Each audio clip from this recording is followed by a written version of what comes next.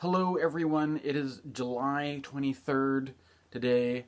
The planet Mars, a few days ago, made an ingress into the sign of Gemini, where it is now with the planet Jupiter as well, meaning that we are going to be getting a Mars-Jupiter conjunction in Gemini.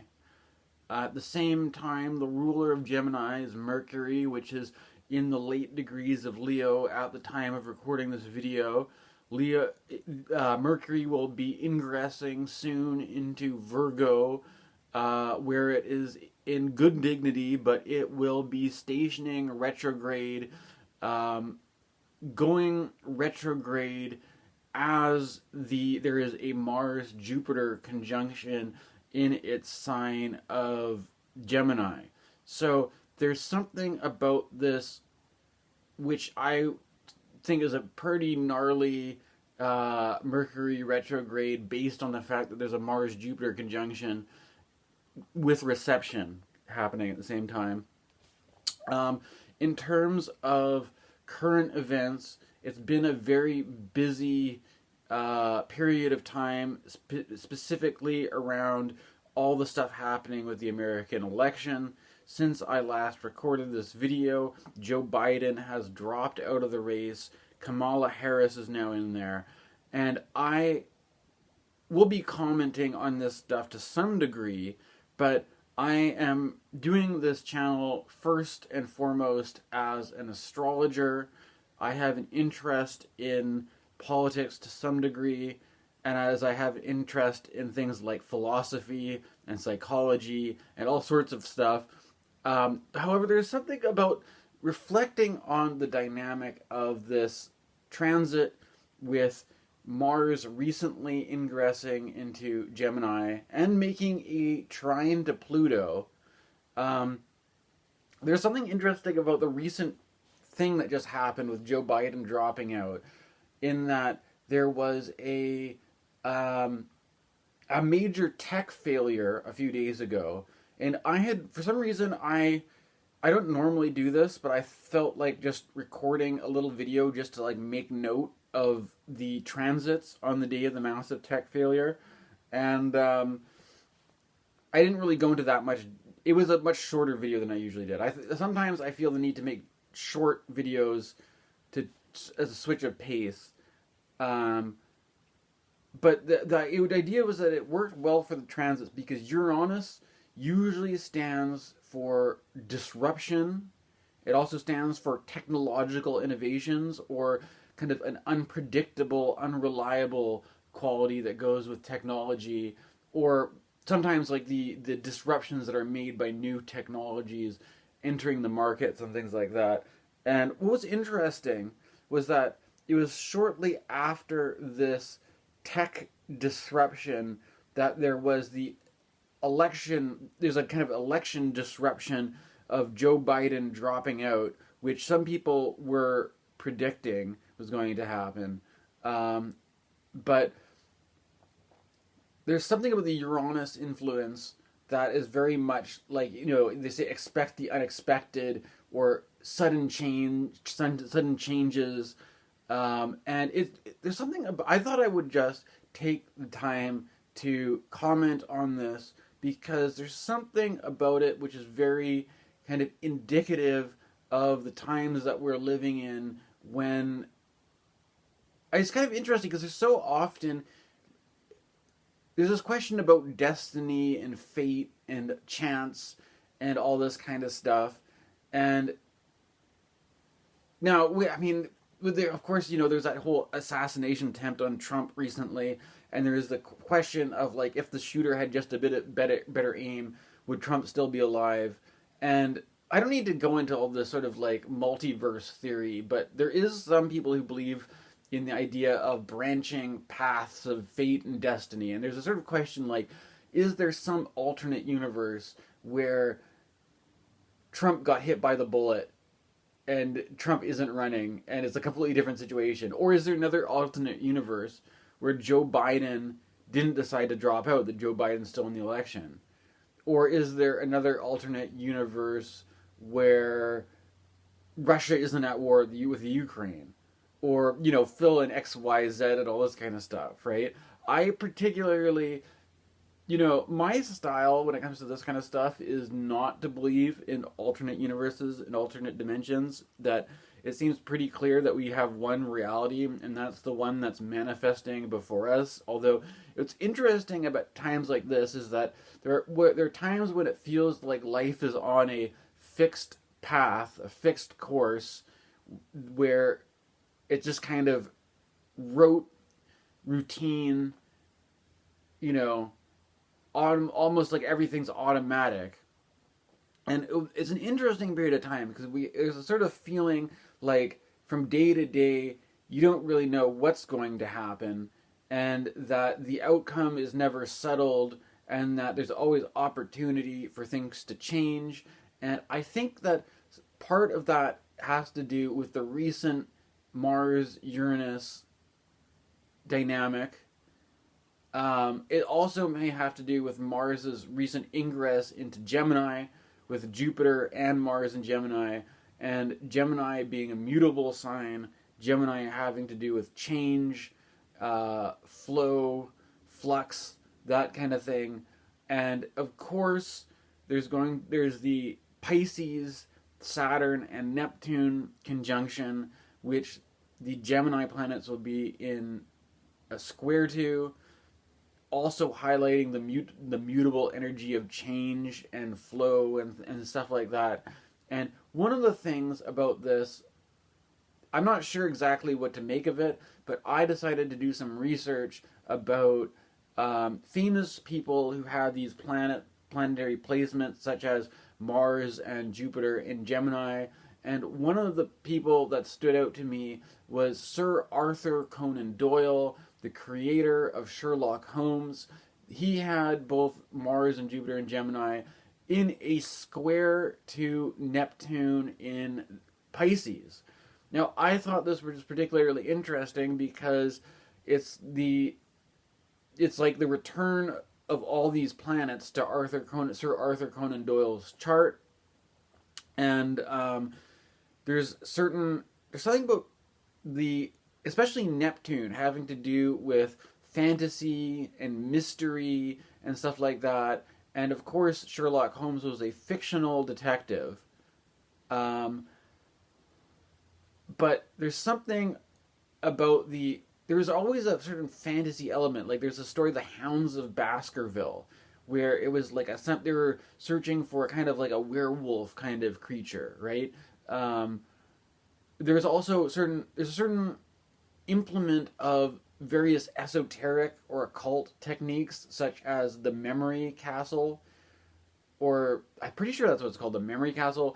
The guys at Weird Studies did a recent episode where they're talking about the memory castle, and it seemed fitting anyways that Sherlock Holmes and Arthur Conan Doyle would be coming up, and then I'm just noticing now that, well, of course you've got this. Maybe they even did it on purpose. You know, maybe they're one step ahead of me, and I'm just lagging. Everybody knows that it's gonna be like Sherlock Holmes time, and you know, I'm not even the biggest fan of Sherlock Holmes. I mean, I'm not maybe not the one to comment on all the little nuances of how the next few months could be very Sherlock Holmesy, but there could be certain mysteries which I'm not. Well, I mean, you know, you let your imagination run wild in terms of mysteries, and putting Sherlock Holmes at elections, and I mean, you know, maybe you don't get too carried away with that one. But I thought I would mention that anyways.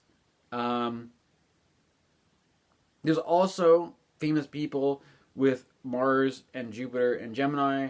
Pierce Brosnan, the guy who played James Bond for a period of time during the 90s with the comeback movie GoldenEye. He's also in a lot of spy movies, such as he's in The Tailor of Panama. He seems to have a reputation, aside from just playing James Bond, he seems to play spies. So there's something about Mars and Jupiter in Gemini, which I feel goes with a kind of like espionage or detective work, a mystery where things aren't all what they seem. And of course, James Bond was the kind of guy who would often employ things like disguises or the use of false identities and things like that. So there may be a certain. I feel like, Scorpio often gets the reputation of being the sign to do with detectives and stuff. Sometimes the whole thing about Pluto being the god of the underworld, secrets, hidden power structures, blackmail, assassinations, all this kind of stuff. Maybe there is some secret mystery afoot, and this is getting triggered by the trine from Pluto and Aquarius to Mars and Gemini. The omen, I don't know. This is at least where my mind goes with this one. Okay. Rather than getting too hung up on the Sir Arthur Conan Doyle and Pierce Brosnan and stuff, there's some other certain things just to point out that I didn't notice that Kamala Harris, if you look at her chart, she has a full moon in Aries with the sun in Libra, and we had a series of eclipses in Aries in Libra, and eclipses usually signal new beginnings or endings or transition points.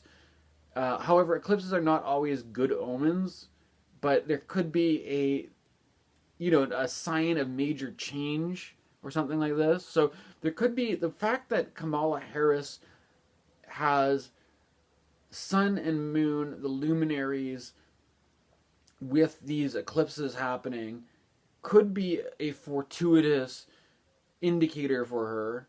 Although I'm not going to get too into that. There are also certain interesting things that Kamala Harris has Mars in Leo, the same Mars sign that Donald Trump's has. So they're both going to be getting activated by Mars, these kind of Mars, like the Uranus kind of thing, right? The Uranus squaring Mars, they're both getting hit by that, activated by that dynamic, right? It could be interesting.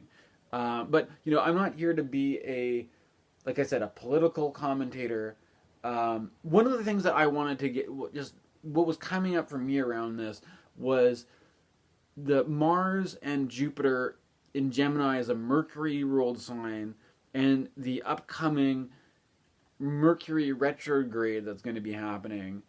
And the way that there's a certain climate right now that I have to admit that I'm falling into it, by making videos where every time I record a video, there's some sort of novelty, new. Well, I mean, maybe novel. You know what I mean by novelty, though, right? Like new things happening.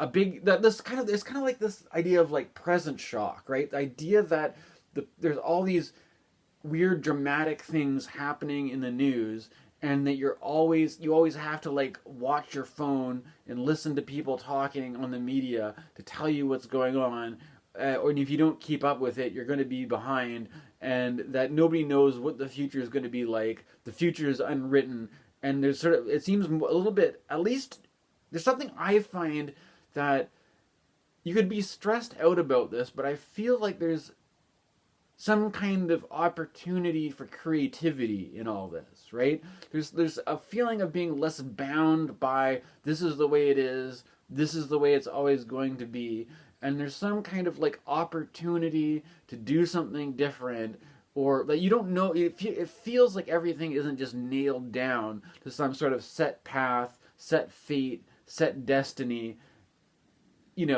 Of course, with astrology, maybe things are actually bound by some kind of fate or destiny, but there's something about the Uranus effect of these Uranus transits that we just went through with Mars conjunct Uranus, Jupiter conjunct Uranus. And also, I guess I should say too, is that I'm just going to be upfront about it, is that I do have some online friends in the, I don't know, friends, acquaintances, people that you meet on the internet who are attached to the Richard Tarnas archetypal astrology approach. And I have read Richard Tarnas's book, Cosmos and Psyche, and I think there's a valuable contribution that he's made and some valid perspectives, but there's certain technical differences. I prefer to go with a more traditional form of astrology. And but I was just gonna say it because like if you do follow archetypal astrology, they don't really use signs. So the fact that Mars is ingressed into Gemini, from an archetypal astrologer point of view, Mars is still conjunct Uranus, and the Mars Uranus conjunction is still active, and the archetypal astrologers use this really such a large orb for these planets that it's like they would consider Jupiter to also be conjunct Uranus, even though Jupiter is in Jupiter is in the second decan of Gemini, right? So there's a whole like decan gap, but they're still consider like this is why I something about this.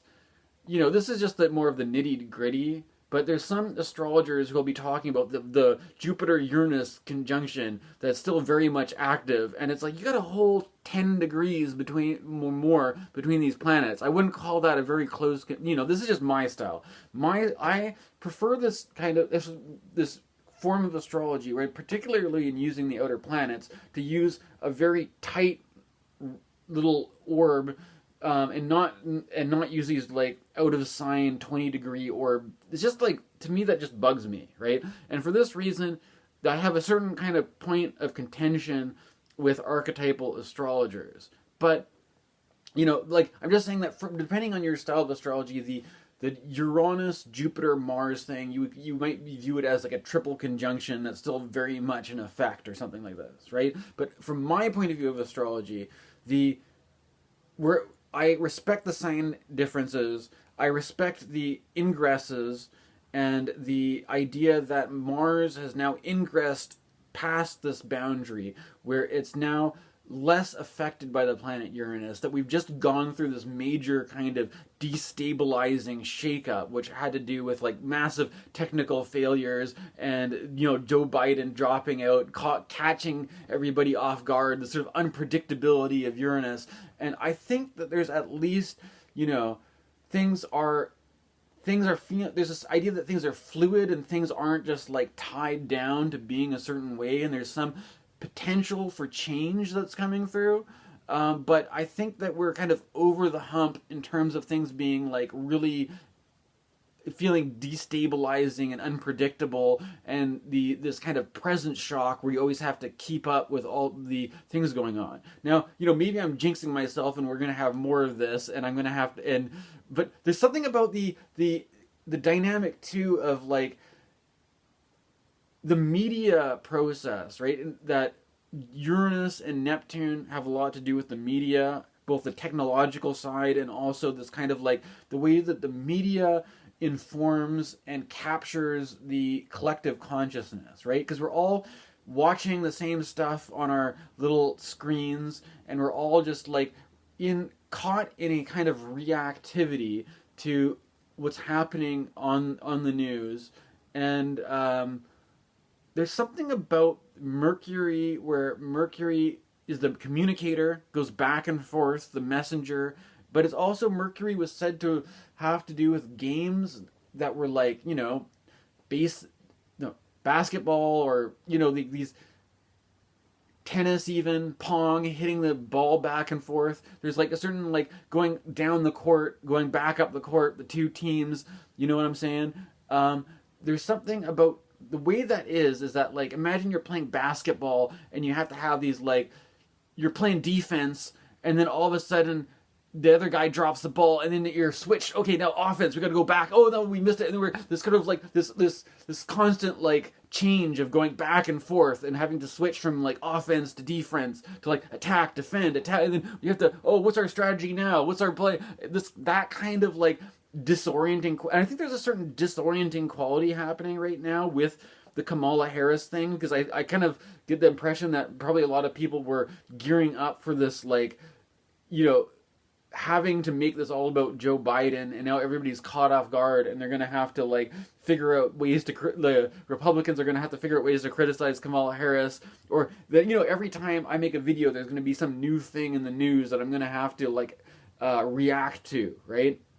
And there's this kind of idea, those things where you see the murmurs of like the starlings, where there's these big like clouds of birds, and they're all going this way, and they're all going this, and it's kind of like you just see that going on, and you're kind of like, there's a need for to be grounded, to find some sort of anchoring. This is often what people recommend spiritual practice, things like meditation for, to have some sort of like stability or grounding or some sort of like firm place, firm ground to stand on, so that you don't feel like you're just getting buffeted around by the winds of change, and that like every time you go to make a video, it looks like something different is going to happen, and you're always just in reaction to what's happening in the news. Now, unfortunately, I'm obviously kind of this is like a self-criticism in a way, but it's also, I could either decide to just avoid talking about politics altogether and just focus on whatever my personal life. I could tell you all about my own personal life and my own self-development and my own goals and wishes and dreams for the future. And to me, that seems too like getting wrapped up in my own shit, though, right? So there's being kind of narcissistically absorbed, which I don't really want to do. One of the things I like about astrology is that you can look at your own chart, you can look at your own life, or it can be also a view to what's happening in the collective, and how there's all these things that we take personally, but we're just reacting to impersonal collective dynamics, impersonal collective forces, and that by being aware of these dynamics, it's a way to sort of find your footing, to center yourself, right? That there's all these things going on that aren't you, and that you can at least take responsibility for your own life, take responsibility for your own choices, and try to work within what you can, and not just be caught in a constant cycle of reaction to the media, right? However, I'm still obviously talking about American politics, and I'm still obviously reacting to the media, so I'm kind of a hypocrite in this point of view, right? But it's not just, I found that there's so much about, I will be watching, what I'm trying to avoid here especially as, a white male dude who is expressing myself online with a video blog or whatever, is that there's often this, what I've noticed is that there's a certain trend, especially on YouTube, of like making reaction videos where one person will have a hot take, and then some other guy will respond to that with an opposing point of view, saying that hot take is wrong, or for whatever. And then what I'm starting to notice is that there'll be these videos where it's like the third reaction, right? Where rather than just reacting to the initial opinion, you're reacting to a reaction of a reaction. And I mean, I think Tumblr was originally like this because it was all about reposting, and there were these huge, like, these threads of conversations that would just be like people reacting to a reaction, and they kind of took that dynamic and pushed it to the point of being kind of exaggerated, where you just have these like ridiculously long threads of people reacting to the same thing, and then sometimes the reactions start turning into their own meme almost, or like the reaction, something develops out of that chain of reactivity that's different from the original thing.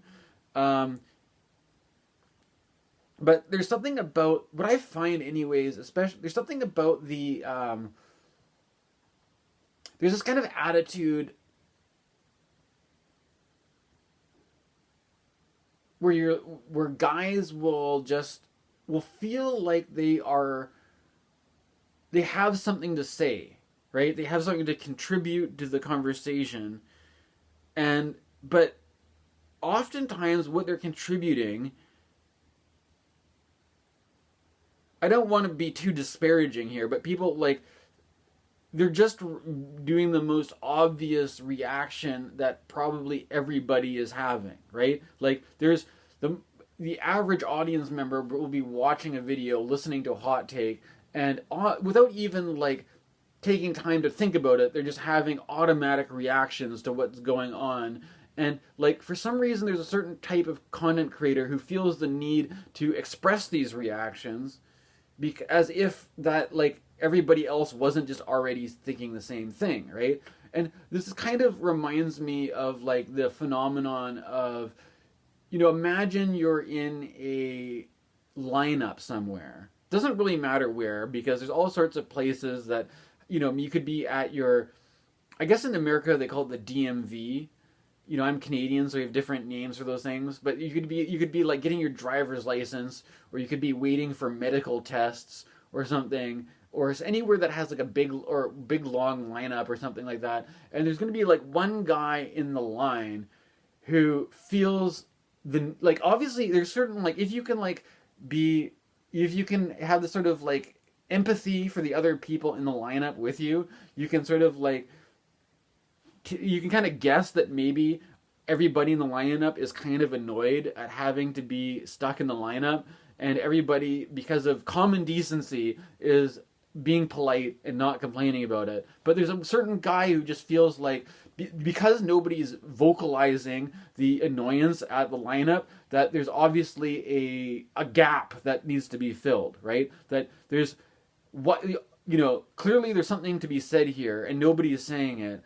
So the loudest guy who feels the most entitled to having the opportunity to express himself is going to go in there with a loud voice and just say what everybody's thinking, and just be like, what's taking so long? You know, what's the hold up here? You know, I got somewhere to be, man. And so, but it's kind of like, it's like, there's some kind of, like, why is it, you could have 20 people thinking the same thing, but like the one guy expressing that one thing doesn't necessarily make it any, it could just be like, yeah, we know, we're all in the same fucking line, we're all dealing with the same thing, right? So basically what I'm saying is that, like, I don't think that, like, for some reason there are a lot of people out there who are just like under the impression that, like, there's, by doing this, saying the thing that's probably on everybody's mind that everybody else is thinking, you're doing some kind of service to humanity by fulfilling some sort of, you know, there's some calling to make the most obvious reaction without, you know,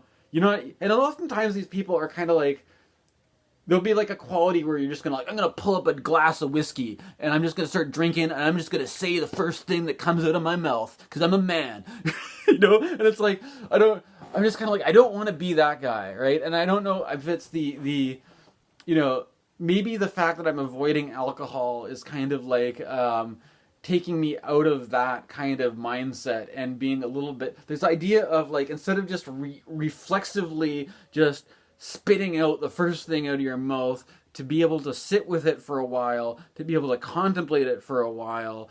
But there's something going, what I find interesting is like the culture around content creation. I think astrology also is a challenge because there's so many transits happening all the time that it's like,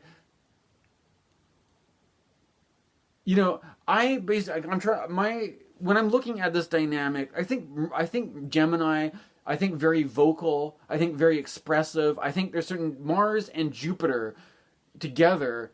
Jupiter just wants to just like let it rip, just like this free flow of like verbal, just like explosion, and doesn't care if it hurts anybody's feelings. Doesn't, you know, just like, you know, there's a certain bravado.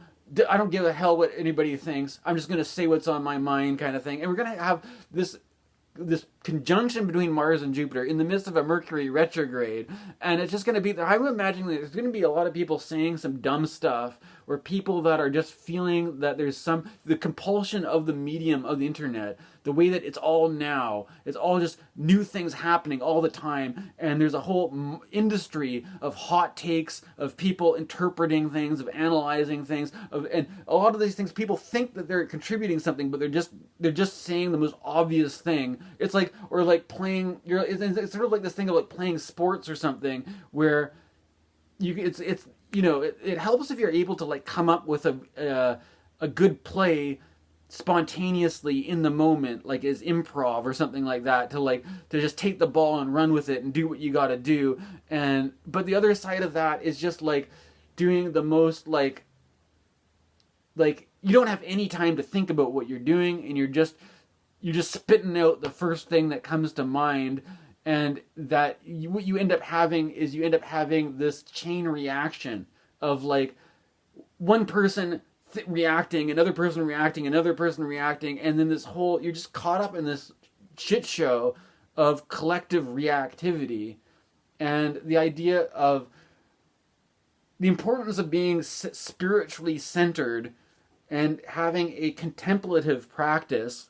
That there's a certain kind of, for me, what this looks like is that relieving myself of the obligation to make a video like every single day or something like that, and to basically just, like I have a certain rhythm or a pace to do it, like maybe once a week or something, but the thing, like, to not feel obligated to, that you have to always be posting and reacting or getting a hot take in or something. Or I think there's also like people, it's been a while since that people have kind of like expressed the fatigue of hot take style internet communication. That nobody, like, that kind of era is maybe over, but there's some sort of like everybody wants to be, or does everybody want to be a political pundit?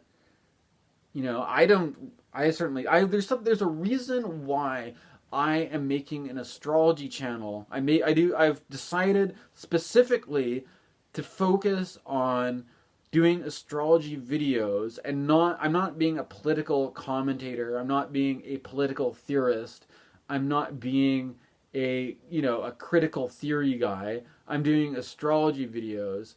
And I think part of the reason, because I find that if you were just getting into like political commentary without the thing about astrology, it's basically just surrendering to this world of hyper reactivity. Whereas what I find valuable and helpful about astrology is that astrology has a way to contextualize all this stuff within the conversation about transits, and that the transits themselves are things that we're not having this conversation just to join in with the reactivity, but to see the transits as influences, that by talking about the influences, that we have ability to disidentify from the part we may be, like this identity, the idea that we have these fragmentary parts that might be pulled into the identification of having something to say, of feeling like you're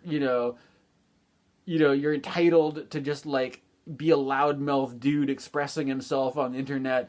That there's some kind of like, there's some ability to see that, oh, well, Jupiter and Mars and Gemini, you've got the communicator, and you've got this big sort of bravado Zeus, combined with kind of a spicy, aggressive Mars, and you got these things combining, and you got a Mercury retro, and you got a square to Neptune, so people are probably going to be deluded and out to lunch, and or they're going to be rolling on some kind of like fantasy. There's all sorts of stuff going on, but we can at least see this and take it as a contemplation to have a certain kind of stability, a certain kind of anchoring, a certain kind of equanimity, to not be pulled out by this mess, basically, right? I'm not even going to get into how this is hitting my chart. This should be interesting, because I'm, as a guy who has a lot of mutable placements, it could get pretty nuts. But I will do my best to deliver to you the highest standard of decency, of quality content that comes from a place of thoughtful contemplation, and not just looking for a cheap thrill of, because I think there's so many guys who are just trying to like get involved in this stuff because they want attention, right? They want to make some sort of, they want to make a hot take. They want to say something dramatic or controversial, because that's just the, with everything going on in the world, that's the only way. You have to be like a crying baby throwing a tantrum in the supermarket, or else nobody's going to pay attention to you. Because you have to keep up with all the other stuff going on, or to compete with all the other stuff going on, right? And it's just not a good look. So we're going the intention is basically to avoid that kind of stuff during these transits, and to have, you know, to affirm the supportive, the the life affirming qualities of having an astrological practice in the midst of chaotic, unpredictable times. That is part of the reason why I'm doing this channel, and why I find astrology has been a helpful, beneficial influence in my life, even despite the fact that I am just doing video blogs. I'm not doing a much of a practice in terms of consults right now. It's not being a really big economic, financial source of abundance for me to be an astrologer at the moment, but it still gives me a kind of a contemplative practice, or I would have the contemplative practice even without astrology, but it gives me something to contemplate, to contextualize everything that's happening in the world in a different way if I wasn't an astrologer, and ground me into something a little bit more wholesome, a little bit better for my well-being. Thank you for watching. I hope everybody stay hydrated. Have a good time out there. Please like and subscribe. Thank you very much.